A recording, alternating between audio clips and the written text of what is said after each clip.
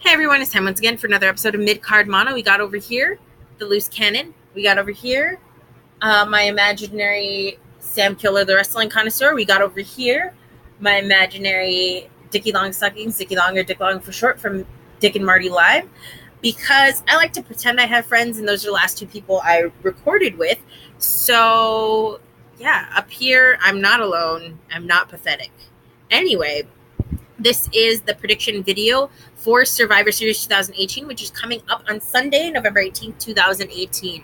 Now, this is going to be hopefully a fairly quick prediction video, but we'll see. I mean, at least I am only rambling by myself, so maybe it won't be as long. Anyway, I'm going to go in order of what I think the matches are going to be instead of what is just randomly listed on this. So it does say the pre-show is going to have the 5-on-5 Survivor Series Tag Team Elimination match, which is going to be Team Raw, which is represented by Bobby Roode and Chad Gable.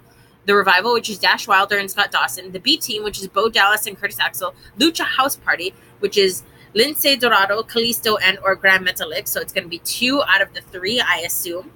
And the Ascension, which is Connor and Victor, versus Team SmackDown, which are the Usos, Jimmy and Jay Uso, of course. The New Day, Big E, Kofi Kingston, and or Xavier Woods. Probably 2 out of 3. I'm going to go on record saying that I think it's going to be Big E and Xavier Woods. Sanity, which is Alexander Wolf, Eric Young, and or Killian Dane. I'm going to say it's going to be Eric Young and Killian Dane in this one. Luke Gallows and Carl Anderson, a.k.a. the Good Brothers, and the Colons, Epico and Primo. So I'm saying Team SmackDown wins this. The Usos are probably one of the more solid tag teams, as are the New Day, and those two are on SmackDown. It would be interesting to see maybe the Revival go the distance and come really close to getting it for Team Raw. I would also say that maybe Bobby Roode and Chad Gable have a really good showing in this too, but the SmackDown tag team scene has always been so solid and has always delivered as far as performance. So I am going with Team SmackDown for this. Now, the next match I want to talk about is actually the tag team match. So that is the Raw Tag Team Champions, Authors of Pain, which are Akam and Razor, managed by Drake Maverick, versus The Bar, Sheamus and Cesaro, sort of managed by Big Show. I'm saying AOP wins this, and this be their first really big showing of how dominant they are. They were huge monster hosses in NXT. They had really great showings. They were a great tag team, honestly, and I genuinely miss their run with Paul Ellering. I feel like Paul Ellering would be a great addition to bring back, just for maybe even Survivor Series, have Paul Ellering come by and just be like, these are my boys, and sort of have them get that little extra special moment, because AOP hasn't really been doing a whole lot since they moved up to Raw. And when they left Paul Ellering, it wasn't like they went and beat him up or anything, but it just wasn't the same, and they just really couldn't find their footing, which is why I think they needed Drake Maverick to manage them. But that is a whole nother theoretical situation entirely that I'm not going to get too much into. Anyway, I'm saying for the tag team champs versus tag team champs, I'm saying AOP all the way. Now, I'm going to go with what I hope is not the next match, but I feel probably will be. That is Buddy Murphy versus Mustafa Ali for the WWE Cruiserweight Championship. Okay. Cards on the table. I love both of them. I've been a really big fan of Buddy Murphy since he was in NXT, back when he was with Blake and Murphy. I just got really weird Flying Brian Pillman vibes from him, just how he moved around in the ring and just certain glimpses of it. I just saw it. And so I was instantly sold on him for that. And Mustafa Ali may be an embarrassing story, but Halloween last year, he cut a promo talking about how he's had to deal with bullies a lot of his life because of where he's grown up and kind of his background and stuff. But he's always learned you always get your candy. And I thought that was the most adorable thing that I'd ever heard. And I immediately fell in love with Mustafa Ali, and I haven't looked back. And especially after watching some of his matches in Evolve, which I kind of should probably go over in a different video, not this past weekend, but last weekend, I tried to get Crew's husband to go, but I think he was sick. So Sadly, I don't know anyone that was personally there, but I heard and I watched on Club WWN, and those matches were incredible. Just really a showcase for him. And I really genuinely hope that Mustafa Ali finally wins the big one. If he doesn't, I'm going to be inconsolable. I'm going to be really honest. I'm not going to want to go to work the next day. I'm not going to want to do anything. I'm going to slip into a depression because I have been a really big fan of Mustafa Ali since that promo in October of last year. I've always liked him, but that promo made me love him. And I will not accept anything else besides him as my cruiserweight champion. Buddy Murphy is great.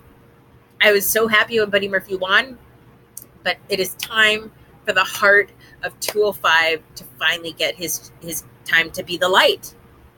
That's all I'm saying. That's all I'm asking. Anyway, the next match I want to talk about before I start crying is the women's match that is going to be Ronda Rousey for Team Raw versus Charlotte Flair for Team SmackDown. Of course, Becky Lynch got pulled from the Survivor Series match. It was supposed to be champion versus champion. I hear they're going to try and build that up for WrestleMania now because of how great that was built prior to Becky Lynch's injury. I say Rousey wins here. I don't think Charlotte Flair is going to take it just yet. I don't think Charlotte Flair is going to be the one to defeat Ronda Rousey, and I think Ronda Rousey is probably going to be one of the few from Team Raw to actually win for Team Raw. It's as simple as that. I don't really think I have much else to say as far as that goes. So the next match I want to talk about is the Intercontinental Championship versus the United States Championship. That is Seth Rollins for Team Raw, Shinsuke Nakamura for Team SmackDown. What I want to happen is for Nakamura to go full King of Strong style and beat Rollins. I'm a Nakamura, so I have to support Nakamura, but I've been really disappointed with the kinds of runs that he's been having in the WWE, and I really think that this would be a great opportunity. If Rollins loses here, he doesn't lose any shine, you know what I mean? But you have an opportunity to really sort of give Shinsuke Nakamura this great victory that will show just what he's capable of, what he hasn't really gotten a chance to exhibit in his main roster run. So I think it would be a great opportunity for Nakamura to win here and to surprise everyone and show everyone why he really is the King of Strong Style. Yeah. Anyway, the next match I want to talk about is champion versus champion again. So it's Brock Lesnar, the Universal Championship for Team Raw versus Daniel Bryan with the WWE Championship in Team SmackDown. I have wanted Daniel Bryan versus Brock Lesnar for a really long time now. And now that it's happening, it seems so... It feels off, you know, and I think it's because of the heel turn of Daniel Bryan, which I like. I like Daniel Bryan as a heel. I feel like he has really good character work. He has a really good mind for knowing how to adapt his style to fit it. But I was really hoping for the underdog face Daniel Bryan to defeat the Goliath of Brock Lesnar. That being said, I would still love to see Daniel Bryan win here. I think that would be a great sort of notch in his belt to prove once again why he is one of the greatest professional wrestlers in the world. And it's been very interesting to see his sort of journey back to being a professional wrestler after his early retirement and whatnot.